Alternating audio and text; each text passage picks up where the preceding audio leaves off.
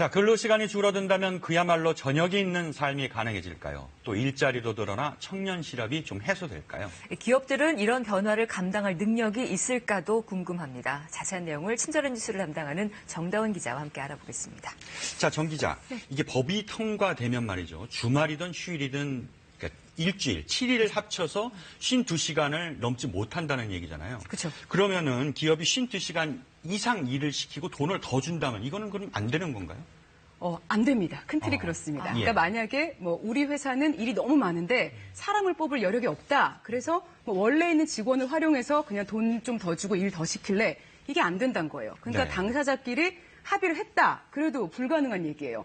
근데 만약에 사업주가 법을 어기잖아요. 네. 그러면 형사처벌을 받게 됩니다. 징역 2년 이하 아니면 벌금 1,000만 원 이하 여기에 처해질 수 있어요. 5인 이상 사업장이면 다 해당되는 얘기입니다. 네.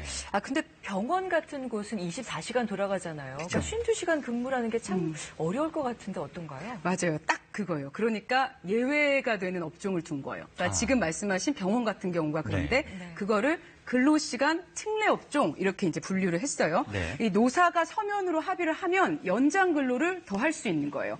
이 현행법에는 26개 업종이 특례 업종으로 들어가 있거든요. 음식점, 미용실 다 들어가 있는데 이제 법이 개정되면 5개 업종만 이제 특례 업종으로 남는 거예요. 되게 네. 대폭 줄었죠. 이제 크게 봐서 병원 같은 보건업 그리고 운송업 이렇게가 들어갑니다. 네. 근데 일단 운송업에서는 우리가 노선버스 이렇게 얘기하죠. 네. 시내버스, 시외버스, 그렇죠. 고속버스 이런 경우가 노선버스인데 이건 이제 예외로 적용이 되고 그 대신에 택배라든가 화물운송 이런 경우가 이제 지금 특례 업종에 들어갑니다. 네. 대상 인원이 한 102만 명 정도 된다고 하죠. 그렇죠. 예. 100만 명 넘습니다. 자, 파격적인 변화입니다. 그런데 이 개정안이 통과되기까지 이제 5년이라는 시간이 걸렸어요. 과정을 좀 살펴볼까요? 사실 이 얘기가 처음 나온 거는 지금 말씀하신 딱 5년 전에 2013년 정도부터가 나왔어요. 왜냐면 그때 네. 이제 통계가 되게 많이 나왔는데 이제 OECD 이제 통계를 보면 우리나라 근로시간은 항상 1등 아니면 2등이에요. 근데 정작 노동 생산성은 28위, 그러니까 이제 하위권이거든요. 그러니까 일은 너무 오래 하는데 좀 비효율적이지 않냐 이런 문제 제기가 계속 나왔어요. 네. 그래서 그동안 말이 쭉 있었는데 사실 재계라든가 노동계의 입장차도 컸고 여야 갈등도 심해서 이제 결론은 안 났어요. 네. 근데 이제 사실 다음 달에 이제 저희가 근로시간, 특히 휴일 근무 수당과 관련된 대법원 판결이 하나 있어요. 네. 그러니까 이제 국회에서 그냥 가만히 있을 수 있는 상황이 사실 아닌 거죠. 그래서 좀 위기감을 갖고 이 판결 나기 전에 합의를 한 게 아니냐 이런 분석도 좀 나옵니다. 네. 자, 그렇다면 이제 시행을 앞두고 있는데 근로시간 단축 언제부터 정확히 되는 거예요? 정확히 이제 사업장 크기별로 달라요. 그러니까 네. 이제 기업이 받을 충격을 줄여보겠다는 취지인데 우선 이 300명 이상 사업자는 이제 올해 7월부터 근로시간 단축이 적용이 되고요. 네. 50명 이상 300명 미만은 2020년 1월 그러니까 이제 2년 뒤죠. 그리고 5명 이상 50명 미만 기업은 3년 반 뒤인 2021년 7월부터 적용이 됩니다. 네. 근데 이제 5인 미만 영세 사업장 같은 경우에는 근로기준법 적용을 안 받아요. 그래서 근로기준 단축 대상이 아니죠. 네.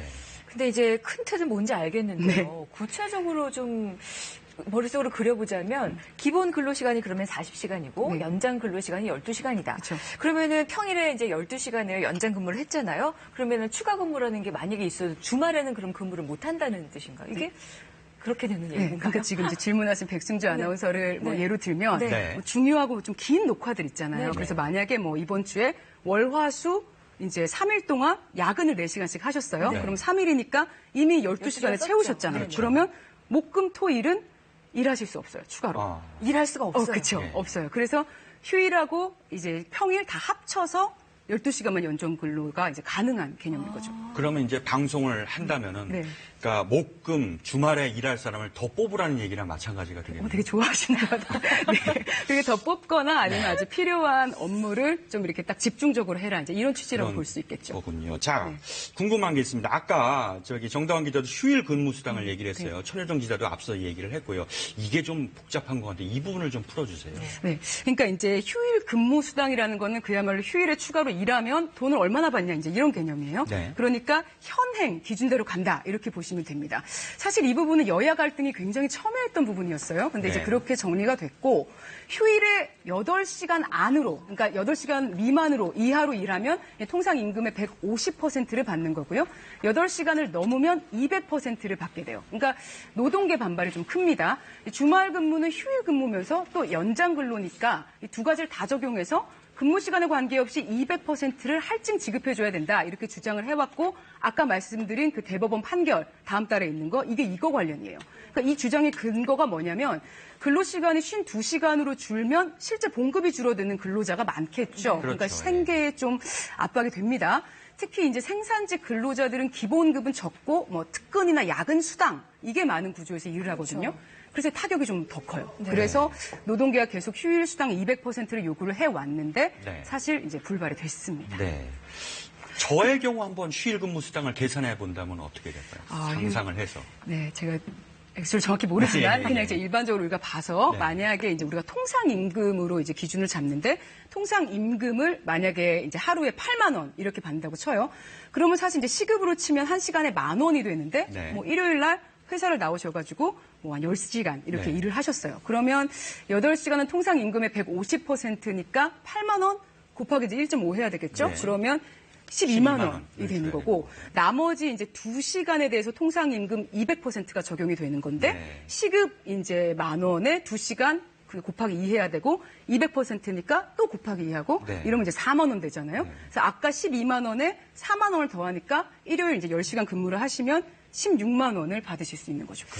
아, 계산이 좀 그렇게 되는군요. 네, 산수를 네. 근데 사실 근로시간을 줄이면 기업 입장에서는 참 부담이잖아요. 근데 음식점만 봐도 아침부터 이제 문을 열어서 밤까지 하니까 그건 참 곤란할 것 같은데. 그러니까 보통 저희가 음식점에 뭐 예약 전화하거나 할 때 네. 아침 10시부터 전화 받으시죠. 그렇죠. 그리고 밤까지 하니까요. 그렇죠. 네. 그러니까 뭐 오전 10시부터 뭐 한 밤 10시까지 보통 한 12시간 일하신단 말이에요. 네. 그러니까 다 주말에도 영업을 하세요. 네. 그러니까 근무 시간이 뭐 52시간은커녕 60시간, 70시간 이제 막 넘어가죠. 네. 이제 어떻게 해야 되냐 얘기가 나올 수밖에 없어요.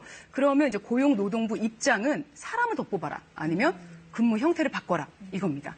이번 법 개정의 취지가 과로하지 말자 또 일자리 나누자 이렇게 두 개거든요. 네. 근데 기업 입장에서는 참 현실적으로 힘든 얘기예요. 그러니까 사람을 더 뽑은 만큼 임금도 줘야죠. 뭐 교육비, 보험, 연금 돈이 되게 많이 드는데 되게 부담됩니다. 특히 중소기업이 그렇습니다. 네.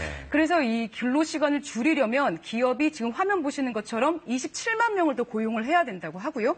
1년에 12조 원이 더 들 거라는 연구 결과도 있어요. 근데 이 12조 원 중에서 70%가 중소기업 부담이 될 거다. 이렇게 전망이 나오죠.